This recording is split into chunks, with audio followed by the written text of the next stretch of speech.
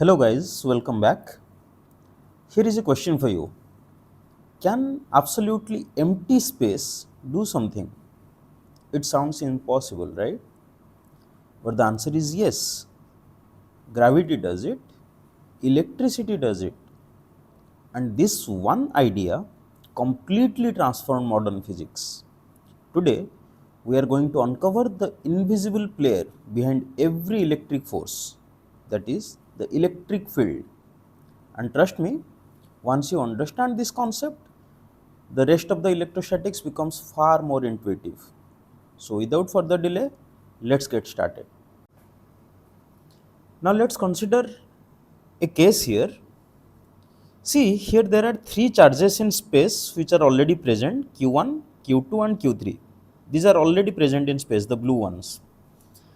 And I am considering this Q written in white color. This Q, I am considering it as a test charge, and I bring it from far away, I bring it into this place, and the position vector of this place with respect to q1, q2 and q3 are given here. r1 vector, r2 vector and r3 vector, they are the position vectors of this point. So see, if I bring this charge here, it will feel a force. According to Coulomb's law, it will feel a force which is given by 1 by 4 pi epsilon naught q1 q by r square because of this pairing. Similarly, 1 by 4 pi epsilon naught q2 q by r square because of this pair, and 1 by 4 pi epsilon naught q3 q by r square which is because of this pair. So the three pairings q1q, q2 and q3 cube, these three pairings will apply force on it, and the force will be vectorially given. So they will be added like according to superposition principle, they will be added like this, and the net force will be calculated. But that is not the concern here. See, this force, in this force, if I take this q charge common, then the remaining term becomes like this, which is 1 by 4 pi epsilon naught q1 by r square, then 1 by 4 pi epsilon naught q2 by r square, 1 by 4 pi epsilon naught q3 by r square. This blue part, see, this term does not depend on this test charge q. If I bring let's say a 3 coulomb charge here, then the force here will be 3 times this same amount, this blue color part written here, it will be multiplied by 3. If I bring another charge which is 10 coulomb, then the same blue portion will be multiplied by 10. So see, this term right here which is written in blue does not depend on the test charge, right? But when I bring this test charge, I am not bringing it into contact with any of the three given charges. It is present in space. So this says that charges, these charges here, when they were present here, they have altered the space surrounding them. The space surrounding them, they have altered it in a way that if I bring another charge into this space, this charge feels a force.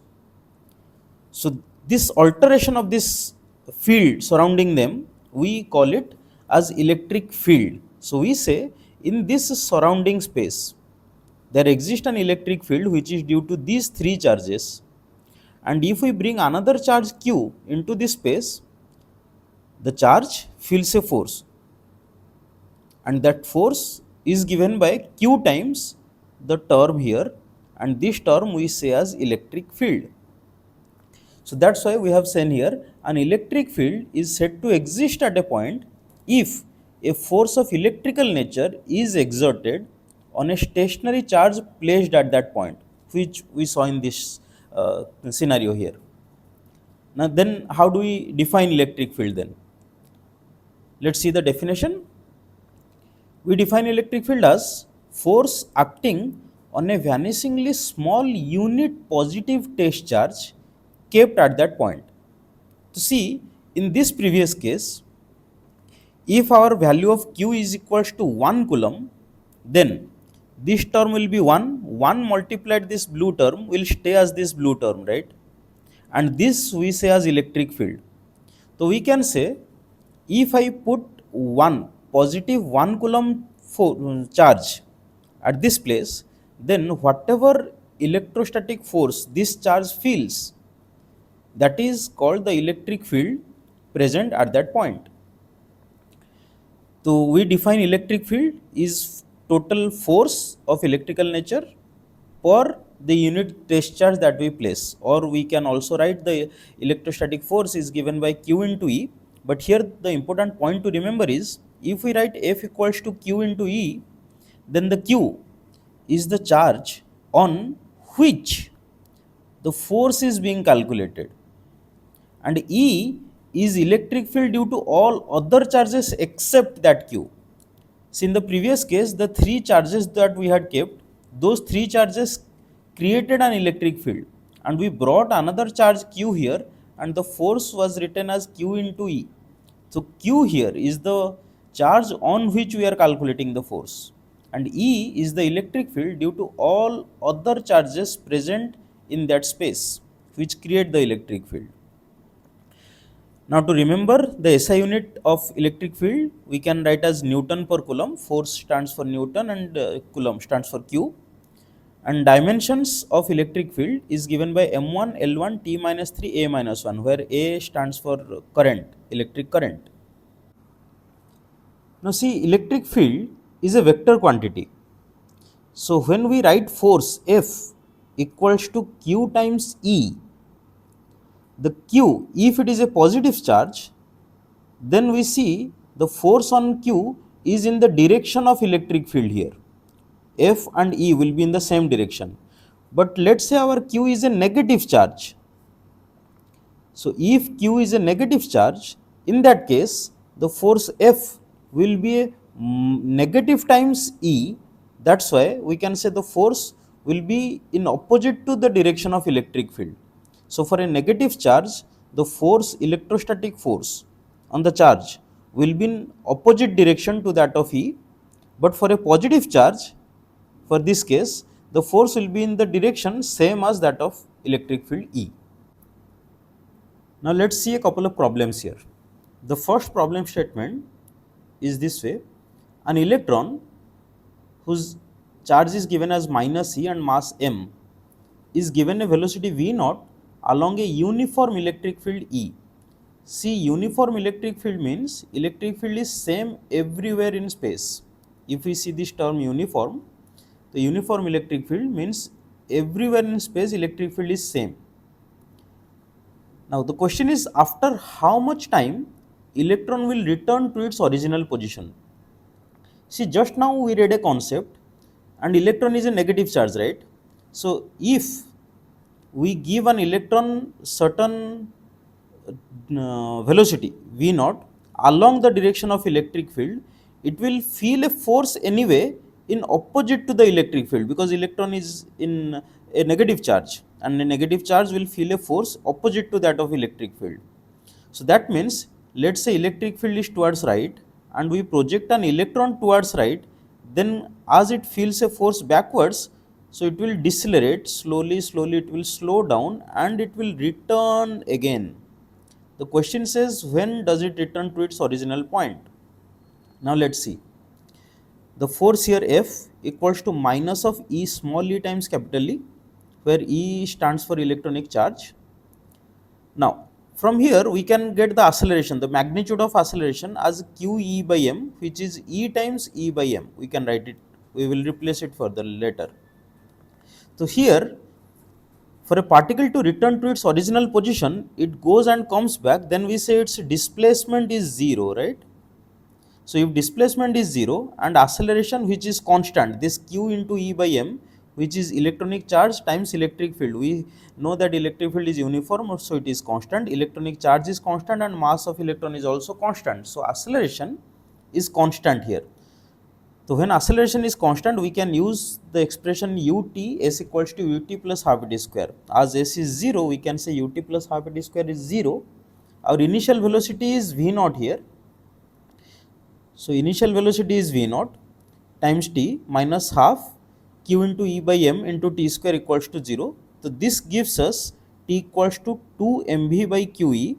So if we replace electronic charge, it is 2 mv by E times E. So this is the time after which the charge will return to its position, original position. Now let's see another problem. See, in this problem, a charged dust particle whose radius is given as r is located in horizontal electric field having an intensity E naught. So it is said the electric field is given as E naught.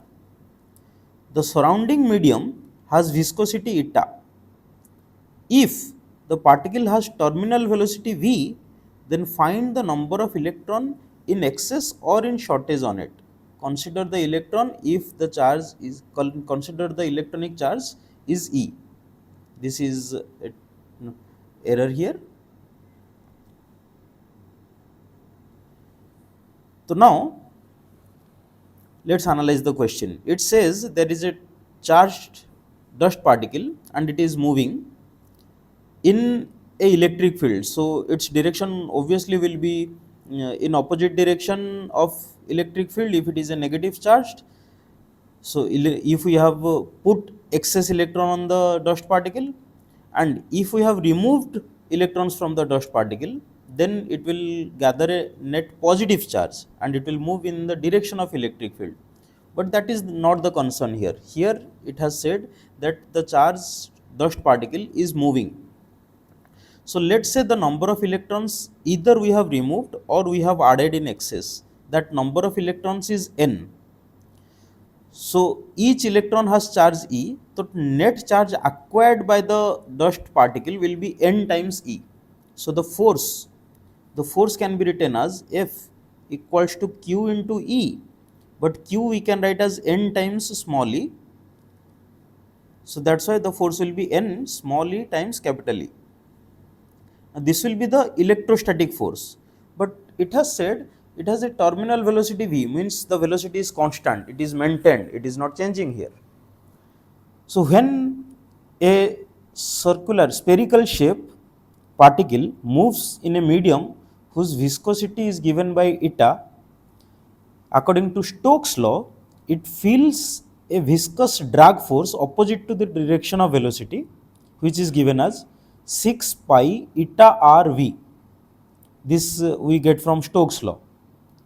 As it has said the velocity, terminal velocity is v, that means the velocity is constant. Hence the net force must be 0 and the two given force here, they must cancel each other. So that's why we equate the two forces, because they are cancelling each other. N small e times capital E equals to 6 pi eta r v. From here N we get as 6 pi eta r v by E times E, and this is our answer. Now let's see this time period problem. Here we have been given a pendulum arrangement. The string is considered massless and its length is given as L. This at the end there is a bob of mass m and charge q. The q is considered positive here, and there is an external electric field which is vertically downward, and it is asking if we drag the pendulum sidewise by a small angle theta and release, what is the time period of its oscillation. You see here, this is angular oscillation kind of thing, so we have to write torque equation, right? So if we write torque, we drag it little bit towards right, and the torque which will be mg plus q, these two forces will apply torque about this point, and the torque will be this way. So here displacement is anti-clockwise and the torque is clockwise given. That's why the symbols I am taking as negative here, the sign is negative, because the torque is opposite to the direction of angular displacement theta. So see here, torque equals to mg plus qe, which is net downward force, into L sin theta, because this length is L and this length will be L sin theta, right? So torque we write mg plus qe into L sin theta. But for small angle theta, sin theta is equal to theta. So torque is mg plus qe into L into theta. Torque we write as I alpha, and again I we write as mr square, where the distance of the bob from the hinge point is L. So mr square is replaced by ml square. ml square alpha equals to m into, here m I have taken common, so g plus qe by m into L into theta. So m term cancels and there is one L term also cancels out. We get alpha equals to minus of g plus qe by m by L into theta. So if we write alpha equals to minus of something into theta format, then this becomes omega square, where omega is angular frequency of oscillation. So we get angular frequency is root over of this quantity, and hence time period we get as 2 pi root over of L by G plus QE by M. Here one thing is to notice that for a normal simple pendulum system, time period is 2 pi root over of L by G, and here in this G term is replaced by this term. But if we see this term, when the pendulum is simply vertical, or is it is at its mean position, at that time there is a downward G, and that is a downward QE by M. So we can say this is this term, net downward acceleration, that is supposed to provide instead the string were absent. If the string were absent, it would be moving downward, right? And its acceleration will be G plus QE by M. This entire term we write as G effective. That's why we can in future, if these kind of problems arise, we can directly use formula T equals to 2 pi root over of L by G effective, where G effective is the net acceleration the system would have if the string would be absent or string would be cut. Now let's see another problem.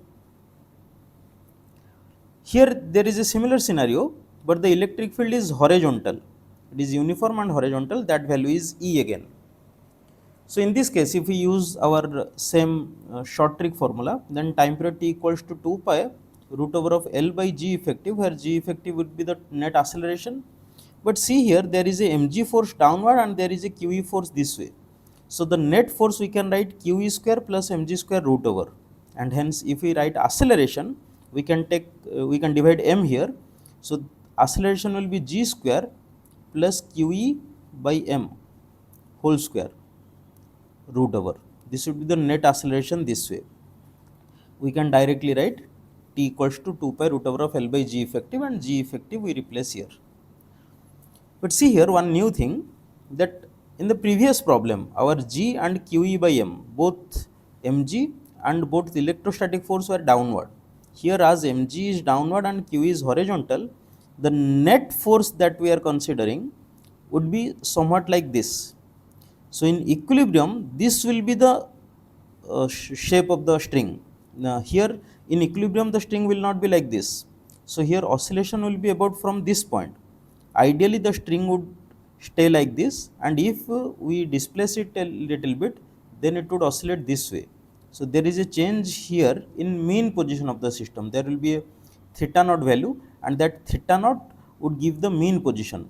Previously it were completely vertical, but now the new mean position is not completely vertical, it is at angle theta naught. And how do we get this theta naught? This theta naught we can write as tan theta naught. We can write here as tan theta naught equals to electrostatic force by gravitational force, which is mg.